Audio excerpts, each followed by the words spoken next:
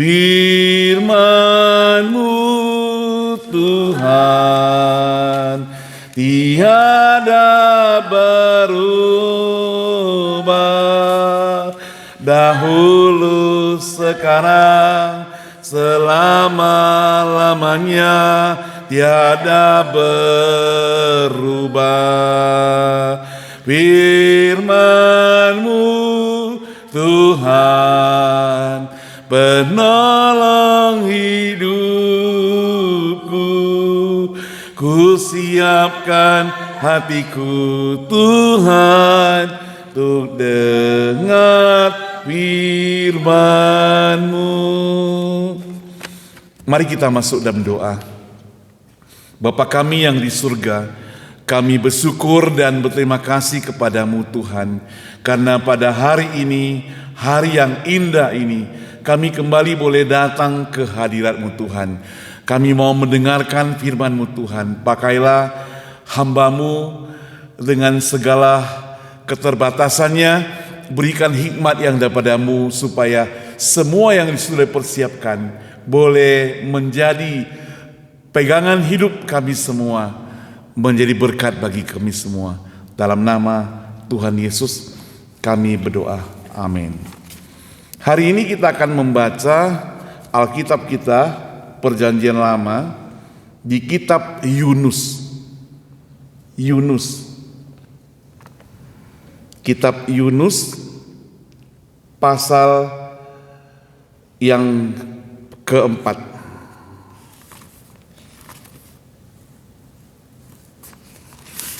Kitab Yunus pasal yang keempat.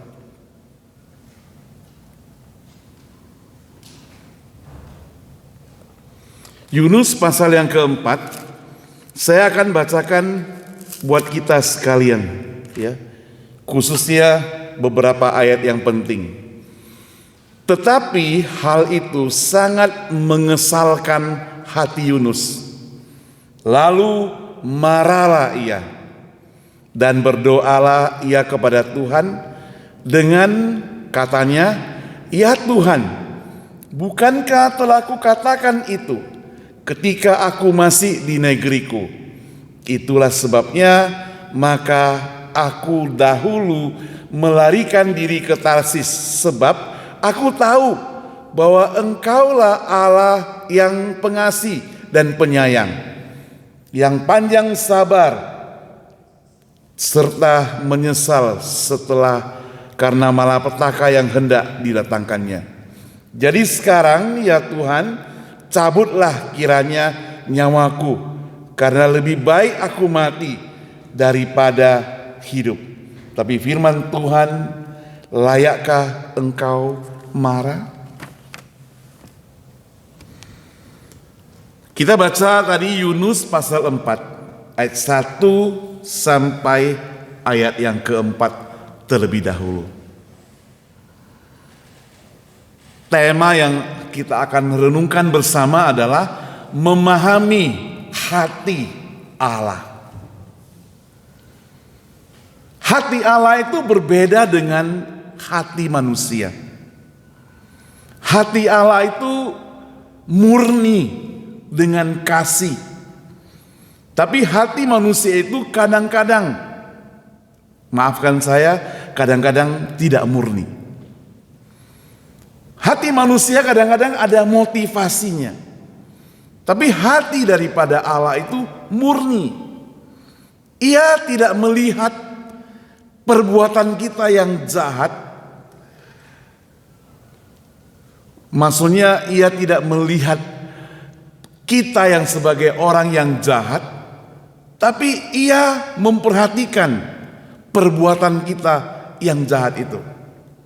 Dia mau kita bertobat, dan dia mau kita supaya kembali kepadanya. Itu sebabnya maka kalau kita baca cerita Yunus, dia kan diminta oleh Allah, dikatakan, "Hai Yunus, pergilah kamu ke kota Niniwe." Ada dilanjutkan, kota yang besar itu. Pergilah kamu ke kota Niniwe, kota yang besar itu. Kalau kita perhatikan di sini baik-baik, Yunus itu kalau dia sebagai hamba Tuhan, sekarang dia diutus ke satu kota yang besar. Tapi dia tidak mau pergi. Kita mencatat dia melarikan diri. Dengan uang sendiri, dia pergi beli tiket di tepi dermaga, lalu dia melarikan diri. Yang jadi pertanyaan, mengapa Yunus melarikan diri? Nah, tadi di pasal yang keempat dia sudah kasih tahu mengapa dia melarikan diri. Saya bacakan ya untuk kita. Ayat yang kedua. Dan berdoalah ia kepada Tuhan, katanya, "Ya Tuhan, bukankah telah kukatakan itu ketika aku masih di negeriku? Itu sebabnya maka aku dahulu melarikan diri ke Tarsis, sebab," nah ini alasannya, "aku tahu bahwa Engkaulah Allah yang pengasih dan penyayang, yang panjang sabar dan berlimpah kasih setia, serta menyesal karena malapetaka yang hendak didatangkannya." Yunus mau katakan kepada Allah waktu Allah mengutus dia ke Niniwe untuk mengabarkan bahwa, "Hai orang Niniwe, kalian itu jahat, kalian itu harus bertobat, kalian itu akan dihukum." Yunus tidak mau pergi. Kenapa? Karena dia tahu Allah itu pasti akan mengampuni mereka. Dia mengetahui hati Allah itu seperti apa.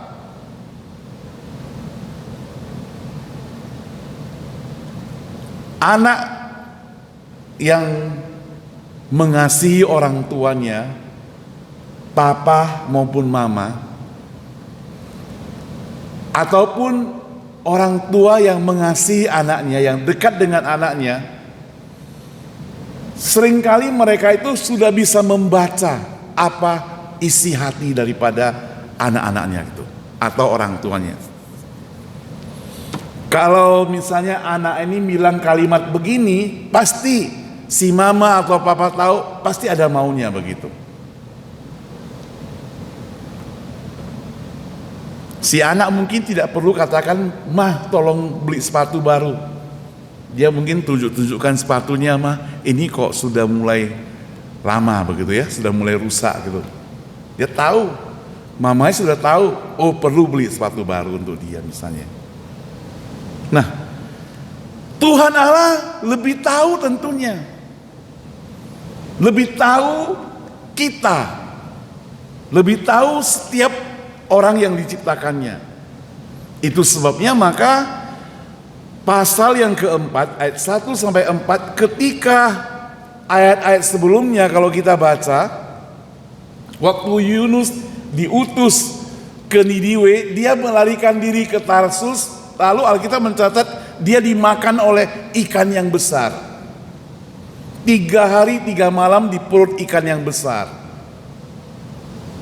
Nah, itu akibat dia melarikan diri.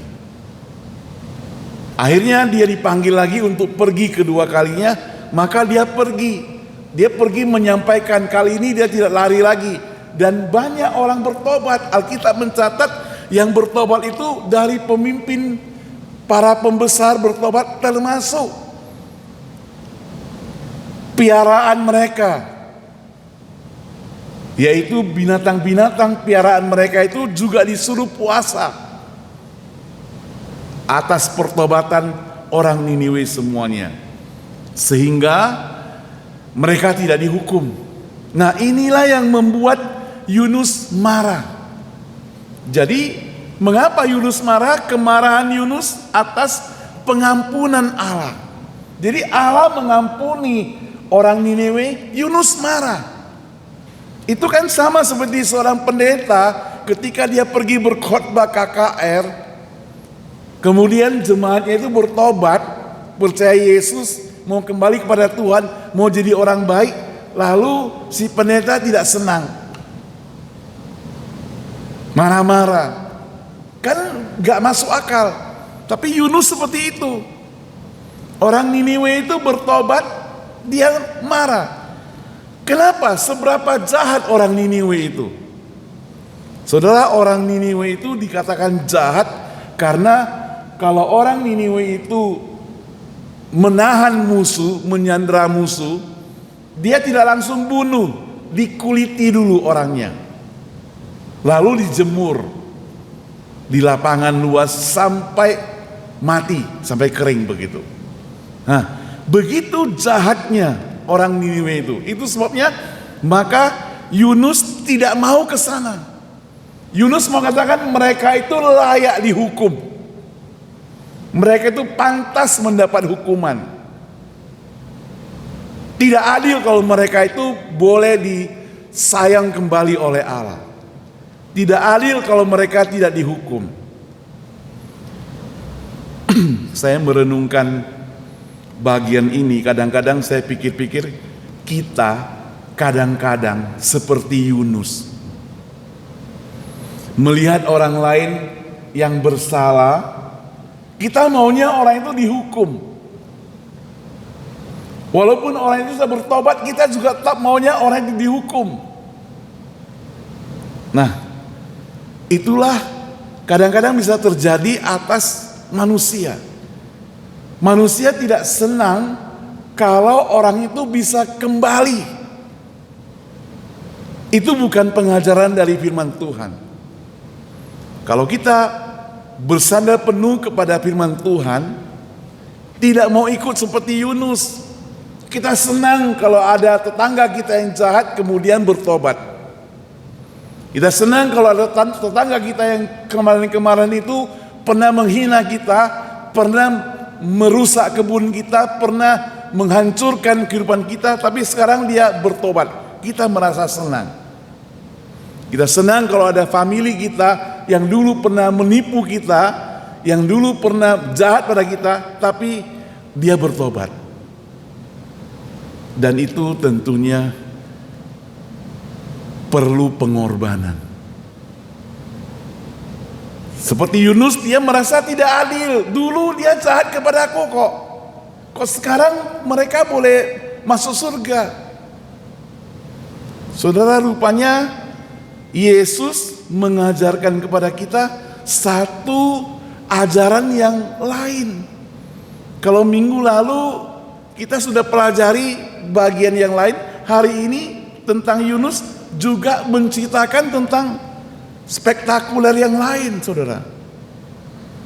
Yesus Tuhan Yesus juga mengajarkan supaya kita mengampuni orang yang sebenarnya tidak layak. Siapa yang berani mengatakan orang itu tidak layak? Kita tidak berhak mengatakan orang itu tidak layak. Yang berhak Tuhan Allah yang mengatakan orang itu layak atau tidak layak. Siapa yang berani mengatakan bahwa Tuhan memberikan kepadaku tidak adil? Yang berhak mengatakan itu adalah Tuhan Allah. Bahkan Tuhan Allah tidak pernah tidak adil memberikan pada kita. Saudara, kadang-kadang waktu kita duduk merenungkan, kita pikir-pikirkan orang itu kok cepat sekali dapat uang, kenapa ya? Orang itu kok kerjanya gampang tapi duitnya kok banyak begitu. Orang itu kok senang sekali, kenapa ya? Kok saya gak bisa seperti orang itu ya? Ya kadang-kadang kita merasa banding-bandingkan, kita merasa tidak adil. Ternyata saudara, kebahagiaan itu bukan bicara tentang uang. Kebahagiaan itu bukan berbicara tentang harta. Orang dunia itu selalu berpikir kebahagiaan itu adalah harta. Sebagian dari famili saya ada yang belum percaya, mereka begitu getol mencari harta. Jadi mereka selalu kalau saya ketemu bicaranya tentang harta. Bagi dia kebahagiaan itu adalah harta, kebahagiaan itu adalah uang. Maunya uang sebanyak-banyaknya. Jadi ngomong apa saja pasti tentang uang. Kalau kita ngomong tentang ke gereja, bagi mereka itu rugi, habis waktu. Apalagi jalan macet dan sebagainya. Jadi dia selalu bicara tentang uang. Yang menjadi pertanyaan itu, uang itu mau dibawa kemana?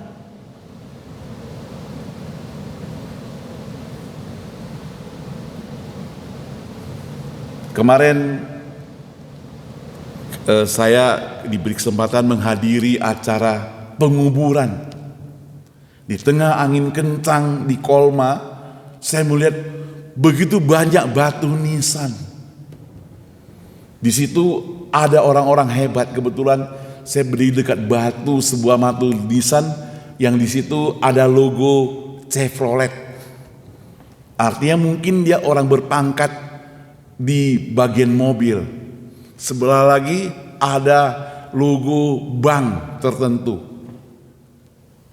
Jadi berarti dia dulu orang bank, orang yang terkenal di bank. Pasti duitnya banyak. Tapi toh berbaring di situ. Bukan dalam keadaan hidup, sudah jadi bangkai. Ada yang 2017, ada yang 2002 dan sebagainya. Nah, artinya apa saudara? Artinya harta kekayaan tidak kekal, tidak menjamin kebahagiaan. Itu sebabnya kemarahan Yunus itu tidak layak dia marah. Kenapa? Karena manusia itu ciptaan Allah.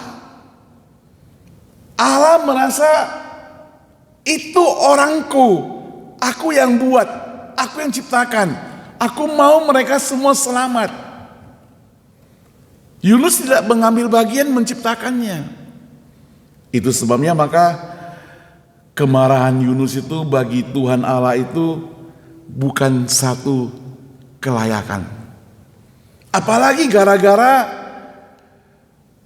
Allah mengampuni orang Niniwe, maka Yunus mau minta mati. Itu terlebih-lebih lagi. Gara-gara Allah mengampuni orang Niniwe, Yunus bilang dia tidak mau hidup lagi.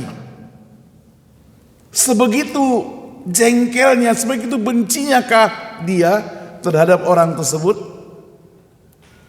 Ayat ketiga mencatat, jadi sekarang ya Tuhan, cabutlah kiranya nyawaku, karena lebih baik aku mati daripada hidup.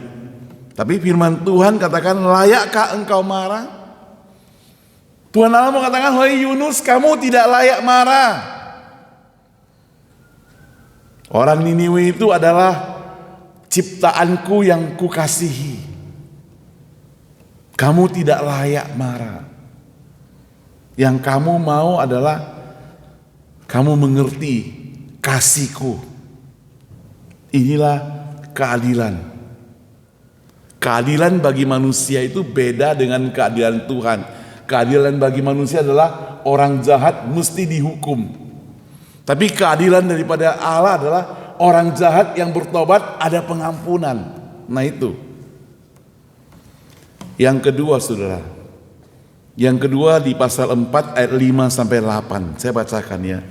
Yunus telah keluar meninggalkan kota itu dan tinggal di sebelah timurnya.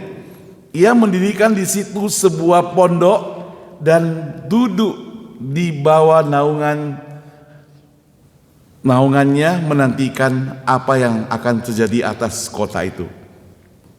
Lalu atas penentuan Tuhan Allah tumbuhkan sebatang pohon jarak melampaui kepala Yunus untuk menaunginya agar ia terhibur dan daripada kekesalan hatinya. Yunus sangat bersukacita karena pohon jarak itu. Nah, yang kedua, Allah mengajarkan Yunus melalui pohon jarak. Allah menemukan sebuah pohon jarak yang bukan atas jasa daripada Yunus. Sekarang Yunus kan hatinya panas, kesal, marah sekali dia. hatinya sangat dongkol, dan dia keluar mungkin sampai ngomel-ngomel, kita gak tahu. Lalu dia mendirikan sebuah pondok, duduk di sana. Kita tahu daerah padang pasir, daerah yang panas, mungkin seperti Las Vegas atau teman-teman kita yang di San Jose dan sebagainya. Beda dengan sini, dingin, banyak angin. Nah, di daerah yang panas dia berikan sebuah pondok dengan harapan dia bisa duduk di sana merasa nyaman berteduh. Nah, Allah itu mengasihi dia. Allah tumbuhkan sebuah pohon jarak yang melampaui pondoknya sehingga melindungi dia. Dia merasa lebih nyaman sekarang duduk di pondok, ada daun-daunan yang menutup, senang sekali. Dan dia bisa merasa sukacita. Dia merasa senang. Dia merasa ada damai. Jadi pohon yang rindang bisa menjamin atau membuat ketenangan, sukacita.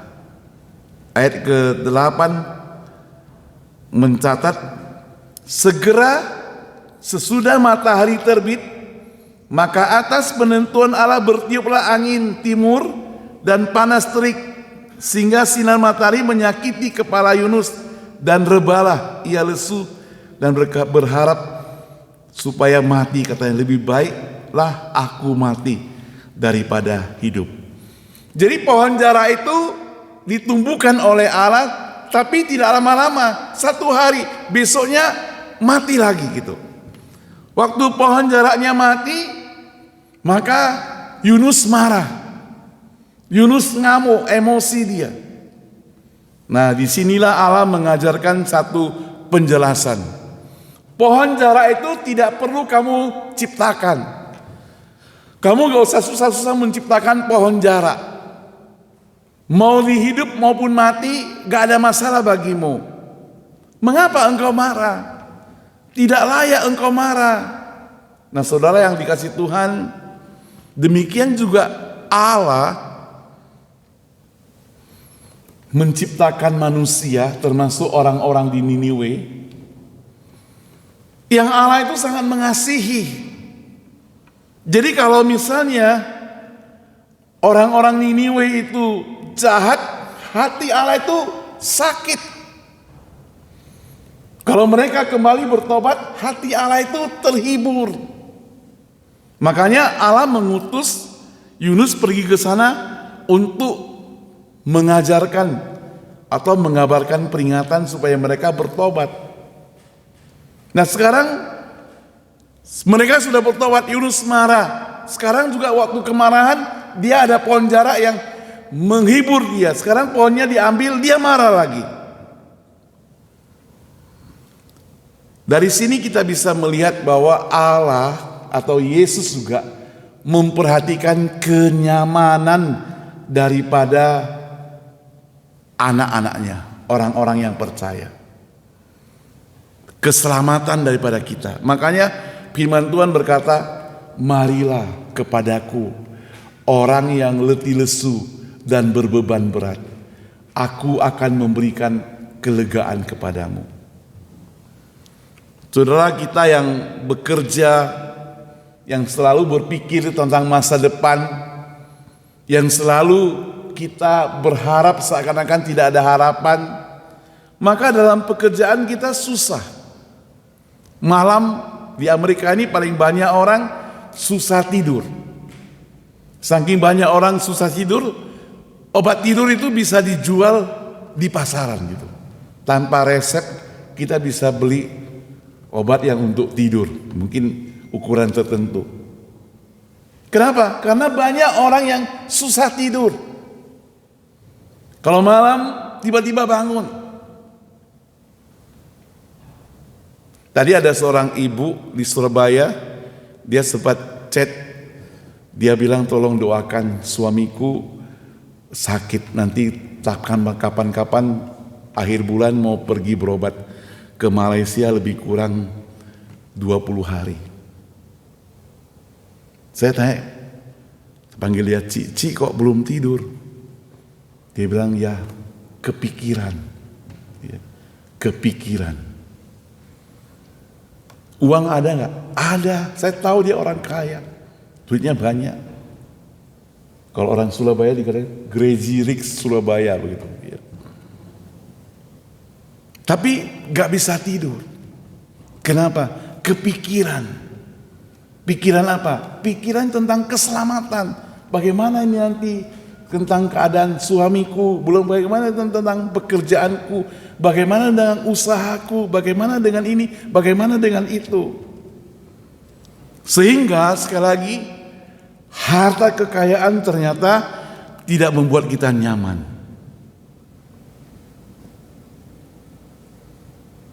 Dan kita sebagai orang percaya belajar seperti orang dunia supaya nanti kita berhasil. Suatu saat kita mencapai cita-cita. Kadang-kadang saya pikir-pikir kapan itu suatu saat itu ya. Umur kita bertambah. Nanti kita berhasil. Ya, sekarang kita sudah di tahap sekarang. Kapan berhasil? Nanti. Besok juga bilang nanti. Lusa juga bilang nanti. Makanya teman saya tadi kemarin malam dia bicara sama saya melalui telepon. Dia bilang, Pak Saud, usahakanlah supaya bisa bertemu dengan kita setiap tahun, dia bilang gitu. Saya bilang, kenapa? Mau kirim ongkos ya? Dia bilang, dia dengan seluruh dia bilang, iya, umur kita bertambah. Kita diberkati Tuhan untuk menyampaikan berkat, bukan dalam arti uang ya, artinya dalam arti menyampaikan ya firman Tuhan ini, sampaikan kepada orang lain. Tapi kalau kita pendam terus, kita simpan, kita selalu khawatir gak cukup, kita selalu khawatir, takut tidak bisa melewati hari besok. Padahal kita duduk nanti kalau gak percaya duduk saja di rumah, lewati juga biasa besok gitu. Gak mungkin kita duduk besok gak lewat ya. Jadi khawatir tentang ini itu gitu. Tuhan itu luar biasa ya, dia bisa bisa membuat kekhawatiran kita itu menjadi hilang begitu, mengambil. Kalau kita serahkan kepada dia. Waktu baru selesai kuliah bulan Juni tahun lalu ya. Dia kan masih ada utang ke pemerintahnya, loan gak banyak sih, mungkin sekitar 10 sampai 15 ribu. Tapi gak ada pekerjaan.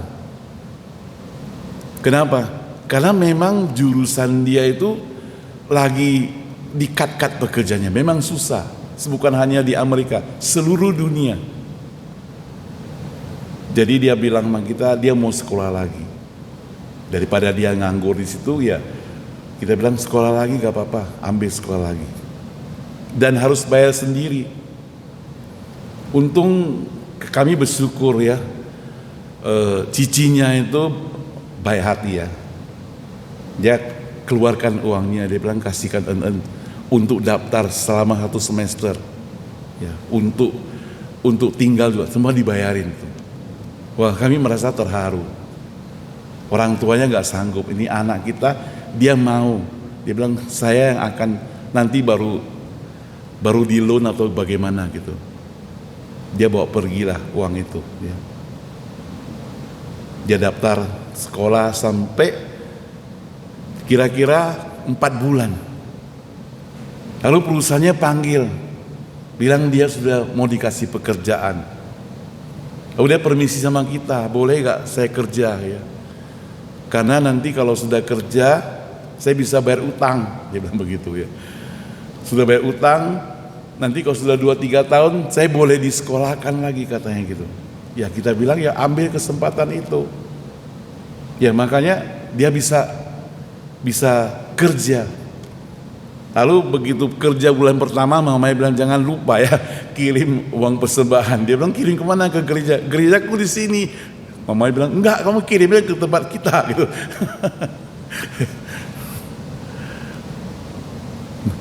Dia bilang pakai bahasa Inggris, mama bikin saya bangkrut. Tapi seluruh mamanya gitu. Tapi dia kirim gitu ya, sesuai dengan kemampuan dia. Ya kita merasa, oh Tuhan, kadang-kadang mau terharu lah begitu ya. Walaupun tidak kaya-kaya ya, tapi Tuhan mau tolong dia, cukupkan dia. Dia janji dia mau bayar utangnya, nanti kalau sudah lunas dia baru mau sekolah lagi gitu. Itu yang merupakan janji iman dia kepada dia. Kita bilang yang penting kamu kerja dengan baik, nanti sekolah juga sekolah dengan baik. Yang penting jangan lupa ke gereja gitu, pelayanan. Ya.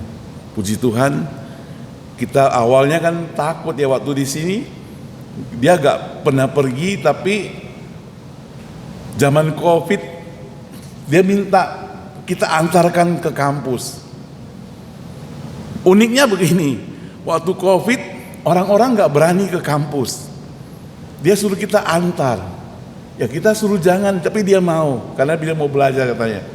Sampai di kampus asrama itu disediakan untuk 2 orang. Nah karena COVID tidak boleh 2 orang, hanya boleh 1. Aman dia sendiri di kamar, gitu. Semuanya sendiri di kamar gitu. Selama 2 tahun sendiri di kamar. Jadi tahun ketiga dia harus keluar dari dom. Artinya apa? Artinya zaman dia beda dengan orang-orang yang zaman sekarang. Zaman sekarang kalau masuk gak ada COVID ya harus 2 orang sekamar. Zaman dia sendiri sekamar. Dan dilewati semuanya. Saya pernah sharing bahwa anak-anak kami dari mulai TK sampai kuliah tamat, kami gak pernah keluarkan uang sesen pun gitu di sini ya. Kecuali waktu kelas 3 SMA. Ya, kelas 12. Karena di sini sekolahnya mereka gak buka lagi. Karena murid-murid dari China gak dikirim lagi. Jadi dia harus pindah. Pindah kemana? Pindah ke satu sekolah yang ada di Ocean, sekolah Katolik. Bayarnya itu 22.000 per tahun. Kita bilang kita sebagai pendeta, Bu ada gak kurangnya? Ya boleh, tapi datang kita interview, wawancara. Kita rundingan sama Ibu Susan sama Jessica. Kira-kira mau berapa ya kalau dibilang 22.000 setahun? Kalau benar-benar 22.000 kita habis lah, gak ada punya uang lagi gitu. Mana bisa gitu. Tapi dia mau sekolah, gimana ini? Akhirnya kita beranikan diri dengan muka tebal. Kita bilang 4.000, boleh gak? Langsung dikatakan boleh. Nyesal pula, tadi kok gak mau bilang 3.000. Ya tapi dilewati.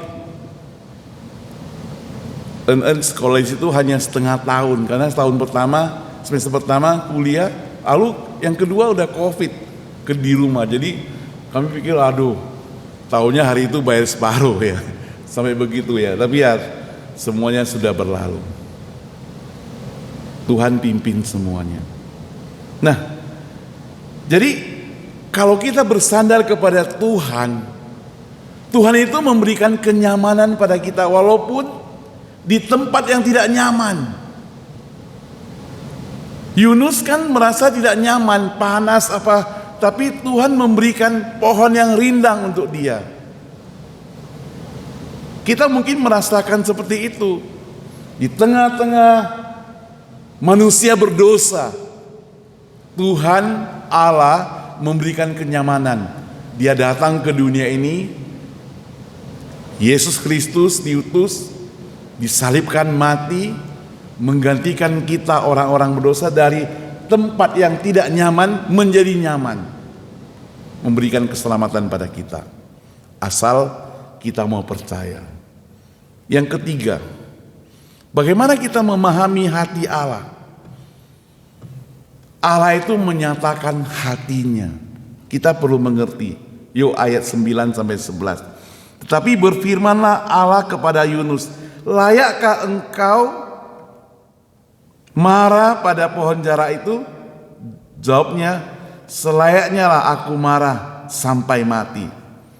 Lalu Allah berfirman, engkau sayang kepada pohon jara itu, yang untuknya sedikit pun engkau tidak berjerih payah dan tidak engkau tumbuhkan, yang tumbuh dalam satu malam dan binasa dalam satu malam pula. Bagaimana tidak aku akan sayang kepada Niniwe, kota yang besar itu, yang berpenduduk lebih dari 120.000 orang, yang semuanya tak tahu membedakan tangan kanan dan tangan kiri, dengan ternaknya yang banyak. Jadi Allah menegur Yunus, menegaskan bahwa pentingnya belas kasihan kepada semua orang, termasuk Niniwe.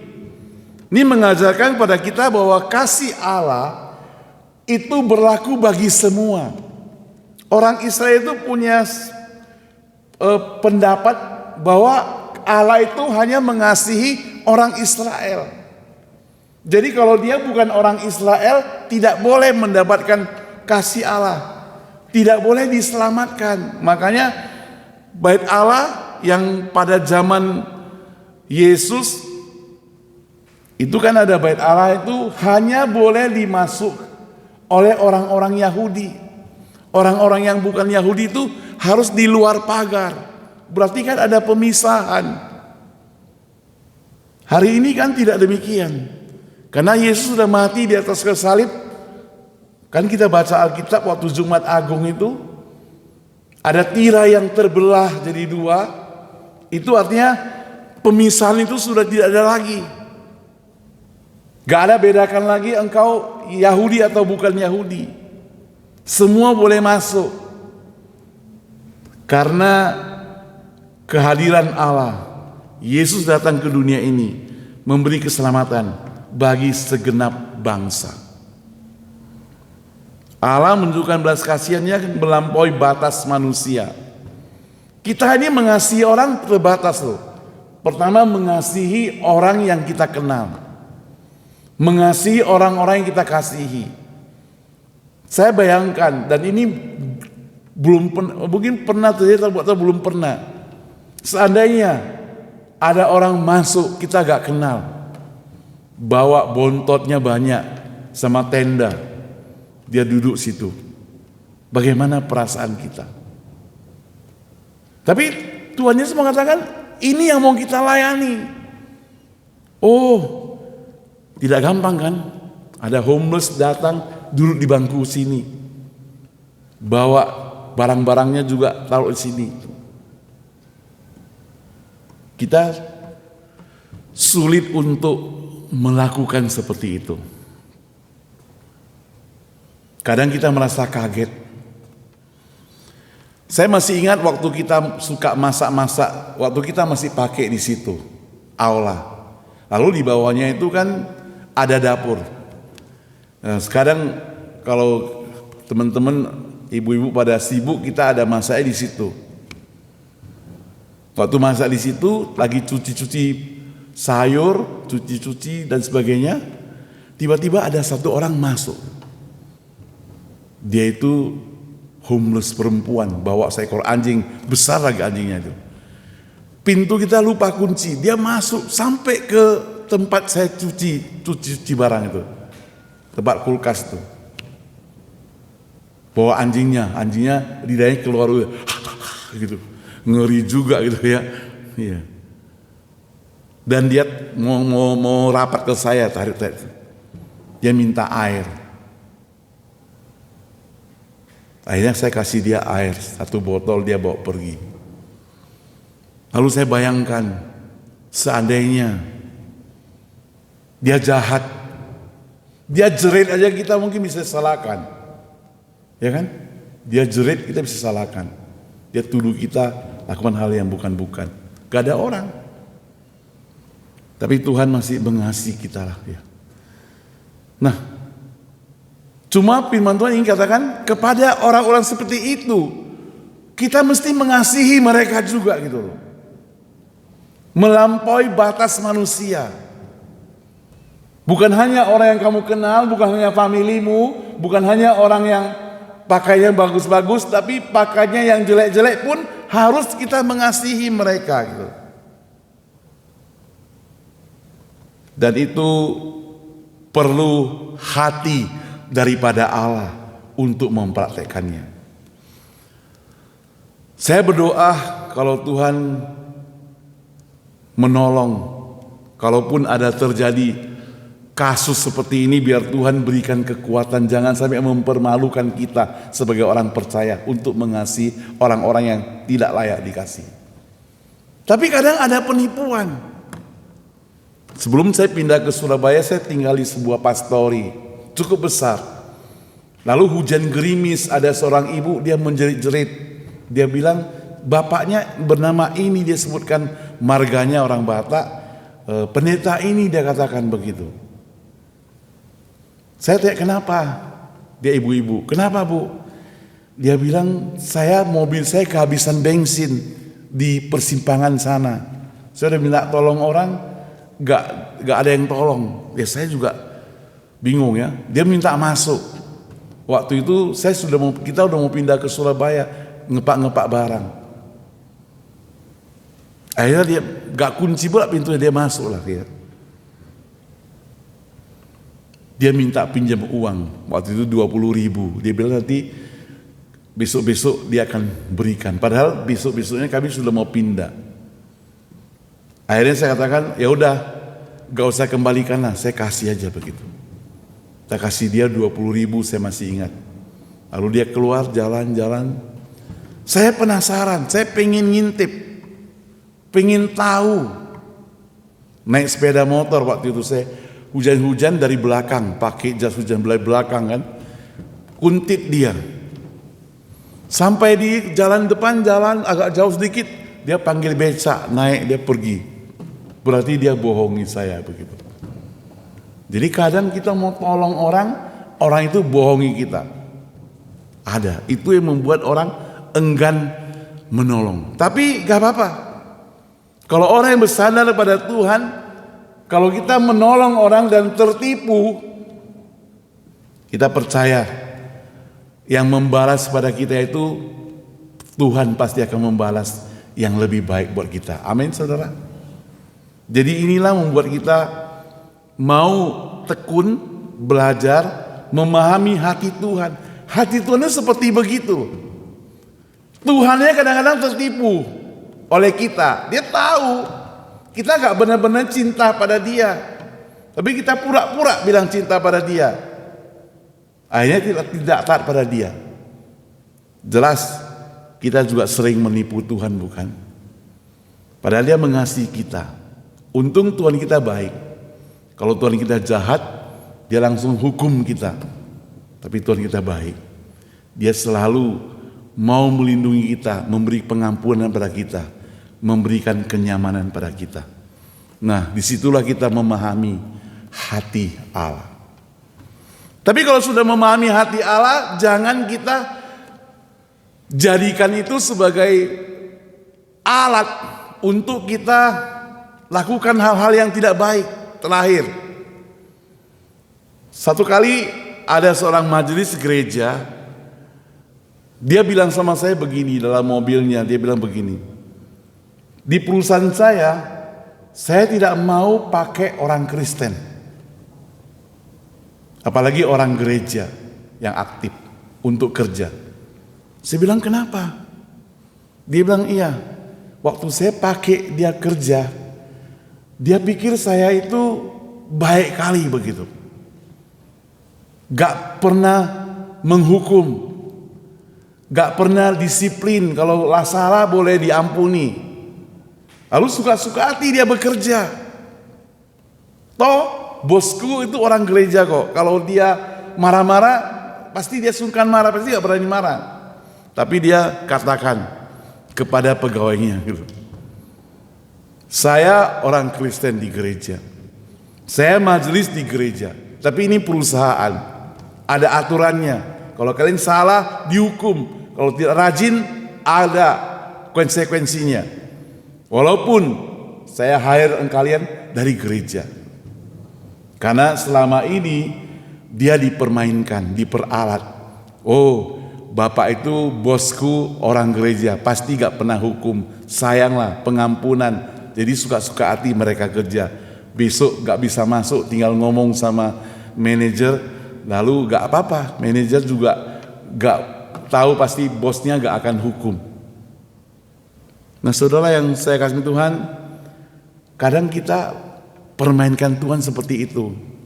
Kita tahu Tuhan mengasihi kita permainkan Tuhan. Kita katakan kita bertobat, tapi kambuh lagi. Kita katakan kita gak mau lagi lakukan ini, tapi lakukan lagi. Jadi seakan-akan kita mempermainkan Tuhan, mempermainkan hati Tuhan. Kalau orang yang pacaran kan sudah bersalah, dia katakan saya akan berubah, gak ubah lagi. Minta maaf lagi, saya akan berubah. Lakukan lagi, mau berubah. Kamu tegas, putus sekarang. Gak akan putus. Masing-masing pisah. Tapi Tuhan tidak sayang pada kita. Maka jangan memperalat hatinya Tuhan. Mari kita berdoa. Bapa di surga, kami berdosa kalau kami memperalat hatinya Tuhan. Seringkali apa yang kami janjikan pada Tuhan, kami tidak tepati. Apa yang Tuhan perintahkan, kami katakan iya, kami katakan sanggup, tapi kami hanya main-main saja. Ampuni kami Tuhan. Seakan-akan kami tahu bahwa Tuhan tidak menghukum, seakan-akan kami tahu bahwa Tuhan itu mengampuni, sehingga kami menganggap remeh. Tuhan ampuni kami. Tuhan pakailah jemaat Tuhan di tempat ini satu persatu. Biarlah kami boleh menghargai, menghormati hati-Mu Tuhan yang penuh dengan kasih ini. Tidak mempermainkan hati Tuhan, kasih Tuhan. Berkati gereja ini dan berkati setiap kami. Dalam nama Tuhan Yesus kami berdoa. Amin.